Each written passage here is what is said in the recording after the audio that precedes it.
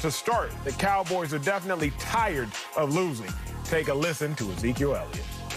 Just for me, and I know a lot of guys on this team, we're competitors. No one likes to go out there and lose football games. I think it's been, a month since we won a football game? And it sucks. It sucks.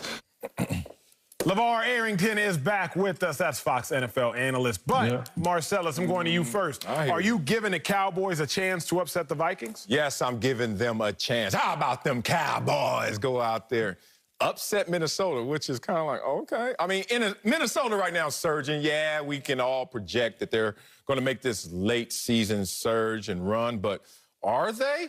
If you look at what the Dallas Cowboys present and potentially after the bye week can present as an issue for the Vikings. One, run, Zeke, run. We haven't seen him run effectively all year long, but coming off the bye week, it's interesting to watch Ezekiel Elliott and how they're going to use him because of the carousel that they've had at quarterback. Andy Dalton should be the quarterback of the Cowboys, and Andy Dalton, interestingly enough, is a late season quarterback. His win percentage is .577 win percentage after week 11. What does that mean? Not much unless you know what the other quarterback does usually after week 11. Oh, Kirk Cousins is a losing quarterback in those same games from week 11 on, 18 and 19 in his career. That doesn't mean a ton, but it means something. And then you can attach that to Ezekiel Elliott, fresh legs coming off the bye week, and they know that they have to lean on him to shorten the game, give them time of possession, and let the Cowboys defense go out there and make some hay. The Cowboys defense, since week 7, this is a number 11 defense. The Cowboys, who were at the bottom of the barrel fighting with the Seattle Seahawks, are now number 11. And we saw them play well against Pittsburgh. Don't lie about that. So the Minnesota Vikings coming in here thinking the Dallas Cowboys are their record will be surprised. Ezekiel Elliott run the ball. You keep the ball. Andy Dalton, work some of your late season magic as you normally do. And in this situation, Cowboys go out there, surprise them. Big bro, it's been a long show for us of disagreement, so it's about time that we agree. Although I'm in my Vikings purple, I have to say I do think the Cowboys got a chance to win this one. I am old enough to remember week 2 of this season when Kirk Cousins threw 3 interceptions and 113 yards. I'm old enough to remember when head coach of the Vikings said, we can't start winning until we stop losing. I'm old enough to remember that this Vikings team, which we're seeing now, and they bag. Dominant performances on defense. Dalvin Cook has been balling, acting like crazy, doing what he was doing, better than what he was doing even in college. Like, this Vikings team is dominant right now. But this ain't been the whole story for the Vikings. Let's look at Jekyll and Hyde talking about the Vikings 2020 season. The first 3 weeks, 0-3. Negative 299 yards, yard differential. Passing percentage down. Y'all can see the things. Giveaways up. Last 3 weeks, 3-0.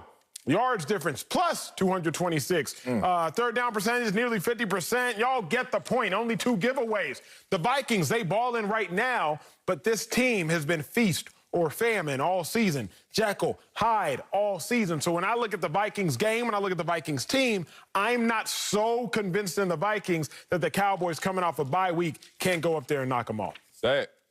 Well, their transformation came when Dalvin Cook turned them into Mr. Jekyll and started flipping out on them, running up and down the field. That was the change in their turnovers, is taking the ball out of Kirk Cousins' hands.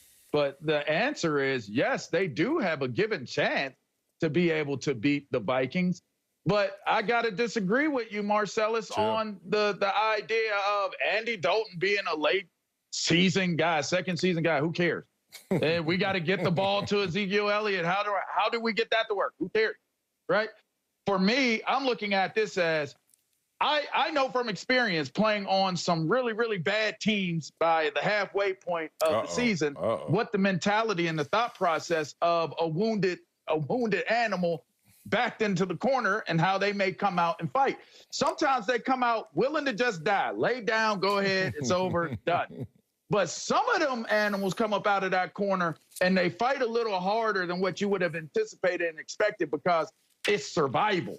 And so this Dallas team is in dire straits right now. They're going to fight to try to win the game for whatever their own personal reasons will be. But I do not see them being able to win this game and it being a correlation to what the rest of their season is going to be. Bad teams can put together one game and win one game. bad teams don't put together strings of victories and win at a rapid clip. So I don't see it being a correlation, but they do have a chance to win. I love that point about the motivation, especially latter part of the season when you're not a good team. How do you come out? Well, I'm going to challenge some of these competitors and be specific and talk about Ezekiel Elliott. Cowboys know that they roll if Zeke rolls. They're 22-4 all time when Zeke rushes for 100 yards or more. Now, he hasn't rushed for 100 yards this entire season, but this is his first game coming off the bye. Maybe you'll see an improved performance by Zeke. But it's interesting reading some articles out of Dallas that they're trying something new with Mike McCarthy. This week, they're trying... Is that the new what? Is that new? That would be nice to see them try something like that new. You ain't never lied, Coach. All this new stuff you try something old, like win a game. How about that new? Yeah. But they call it the across-the-hall approach. And it's interesting because I've been in this position before where you go to your opposing position coaches' meetings and they self-scout you. So imagine you're a running back, you go to the linebackers coaches' meetings and they look at film of you from the first 9 weeks and they say, this is how we would attack you and this is what you're doing to give us tendencies and keys on your performance.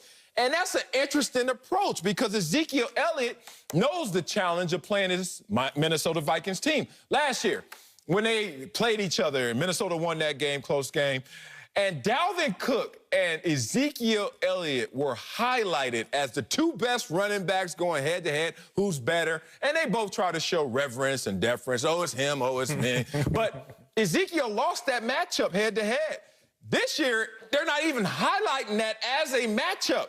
Think about that if you're Ezekiel Elliott just in one calendar year. You're not even being highlighted as the premier player that's going against their premier player. I know back in my days when I used to look at the programs or the season tickets or the billboards, when you start to be highlighting, when you start to know that group shot and they stop putting you in it. Even if I ain't on the cover, you better have a whole bunch of pictures of me on that You got program. feelings, and that's my point. I think some of that motivation may pour, especially in Ezekiel's cup. Yo, I love that. I'm going to go statistical because Cowboys fans, I'm a Cowboys fan, contrary to common belief. Because I'm an Eagles fan, y'all think it's mutually exclusive. No, I was born in Dallas. And if the Cowboys do well, we can talk about y'all on TV, and people like to watch the Cowboys. It helps ratings.